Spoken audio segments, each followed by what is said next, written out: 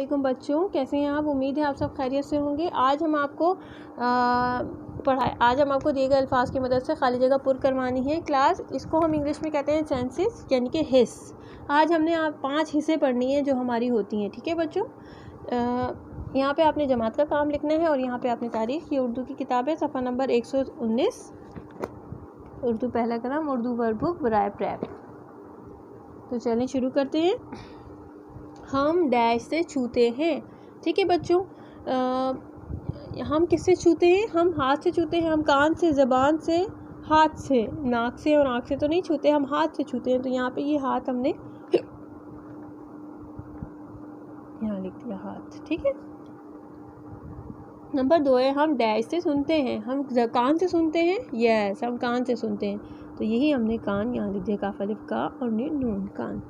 हम डैश से सूंघते हैं। सूंघते किसने? कान से नहीं, ज़बान से नहीं, हाथ से नहीं, नाक से। हाँ, नाक से हम सूंघते हैं ना बच्चों।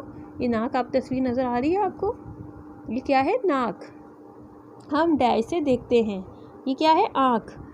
कान, ज़बान, हाथ, नाक, आँख। हाँ, आँख से देखते हैं। तो इसी तरह अलिफ मद आ नून काफे क, नाक, नाक आँख। अलिफ मद आ नून काफ काफे क, आँख। ठीक है। नंबर 5वां है हम डैश से चखते हैं। हम किससे चखते हैं? कान से नहीं, ज़बान से। हाँ, देख रहे हैं आप तस्वीर ज़बान की। हम किससे चखते हैं? ज़बान से। जे बे अलिफ बा, ज़बा नून, ज़बान।